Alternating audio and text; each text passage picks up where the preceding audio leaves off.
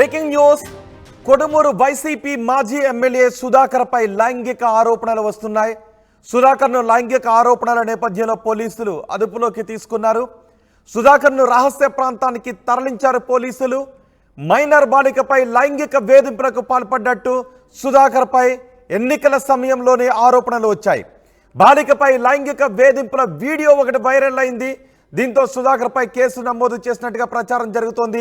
సుధాకర్ను అదుపులోకి తీసుకొని ఒక రహస్య ప్రదేశంలో పోలీసులు విచారిస్తున్నట్టుగా తెలుస్తోంది. కోడుమూరు వైసీపీ మాజీ ఎమ్మెల్యే సుధాకర్ పై ఈ లైంగిక వేధింపులు రావడం, అరెస్ట్ అయ్యారు అనే వార్తలు రావడంతో పెద్ద ఎత్తున రాజకీయపరమైన చర్చ జరుగుతోంది. పెద్ద ఎత్తున కలకలం చెలరేగింది. ఎన్నికల సమయంలోనే ఒక వీడియో బయటికి రావడం, సుధాకర్ పై లైంగిక ఆరోపణలు రావడం, ఇప్పుడు అరెస్ట్ కావడం, పెద్ద ఎత్తున రాజకీయ కలకలం చెలరేగుతోంది. మా ప్రతినిధి హుస్సేన్ ఉన్నారు పూర్తి సమాచారం అందించడానికి. హుస్సేన్, సుధాకర్ను పోలీసులు అదుపులోకి తీసుకున్నారు అనే వార్తలు వస్తున్నాయి. దీని గురించి మీ దగ్గర ఉన్న సమాచారం ఏంటి? కర్నూలు జిల్లా కోడుమూరు నియోజకవర్గ మాజీ వైసీపీ ఎమ్మెల్యే జరదొడ్డి సుధాకర్ మీద లైంగిక వేధింపుల ఆరోపణలు వచ్చాయి. గతంలో ఎన్నికల తర్వాత ఈ తన ఇంట్లో పనిచేసేటువంటి ఒక మైనర్ బాలిక మీద లైంగికంగా వేధించినట్లు, లైంగికంగా ఇబ్బంది పెట్టినట్లు వైరల్ అయినటువంటి వీడియోలు కూడా గత ఎన్నికల రిజల్ట్ తర్వాత పెద్ద ఎత్తున కూడా దుమారం లేచినటువంటి పరిస్థితి కనిపించింది. అయితే ఈ నేపథ్యంలోనే ఆ బాలిక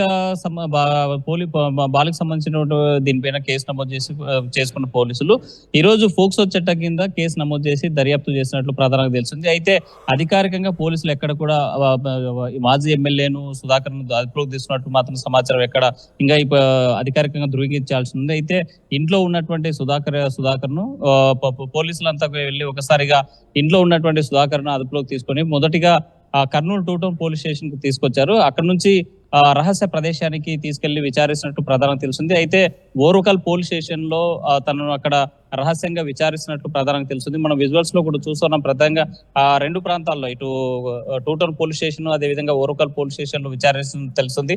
స్పష్టంగా మనకి జరదొడ్డి సుధాకర్ మాజీ ఎమ్మెల్యే వైసీపీ సంబంధించినటువంటి సుధాకర్ ఎవరైతే ఉన్నారో సుధాకర్ యొక్క వాహనం కూడా వెహికల్ ఇన్నోవా వాహనం కూడా ఓరుకల్ పోలీస్ స్టేషన్ పరిధిలో ఉన్నట్టు ప్రధానంగా తెలుస్తుంది. అయితే ఇతని మీద వచ్చినటువంటి ఆరోపణలు కాదు, గతంలో వచ్చిన ఒక వీడియో సోషల్ మీడియాలో వైరల్ అయినటువంటి పరిస్థితి ఉంది. ఆ నేపథ్యంలో అప్పటి నుంచి కూడా అజ్ఞాతంలోకి వెళ్ళిపోయారు మాజీ ఎమ్మెల్యే సుధాకర్. ఎక్కడ కూడా మీడియా ముందుకు రావడం కానీ, లేకపోతే ఎక్కడ బహిరంగంగా తిరగడం కానీ, పార్టీ కార్యక్రమాలు యాక్టివ్ గా ఉండడం కానీ ఎక్కడ కనిపించినటువంటి పరిస్థితి కనిపించలేదు. వీడియో వైరల్ అయిన తర్వాత ఒకసారిగా మరోసారి ఈ రోజు సుధాకర్ ను అదుపులోకి తీసుకొని విచారిస్తున్నటువంటి వార్త రావడంతో కోడుమూరు నియోజకవర్గంలో పెద్ద చర్చ కొనసాగుతుంది.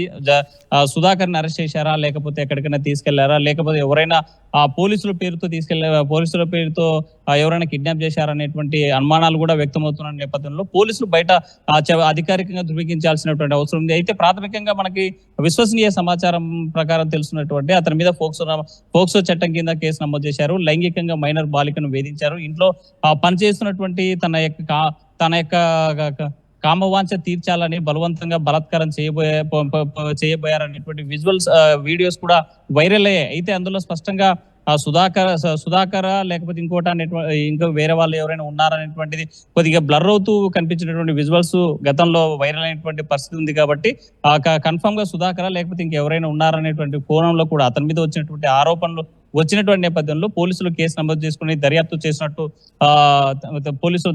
మనకు తెలుస్తుంది. అయితే రహస్య ప్రదేశం తీసుకెళ్లారని చెప్తున్నారు. కానీ ఓరుకల్ పోలీస్ స్టేషన్ లోనే ఆ ప్రాంతంలోనే పెట్టి విచారిస్తున్నట్లు మనకు ప్రధానంగా విశ్వసనీయ సమాచారం తెలుస్తోంది. అయితే పోలీసులు మాత్రం ఇంకా అధికారికంగా ధృవీకరించాల్సి ఉంది.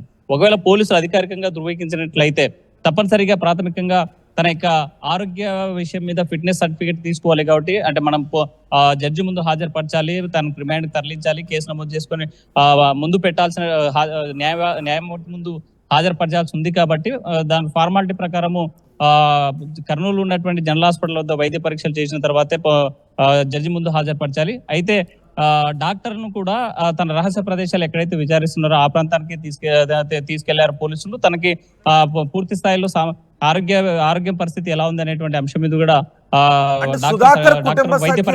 వైసీపీ నేతలు కానీ ఎవరైనా రియాక్ట్ అవుతున్నారా?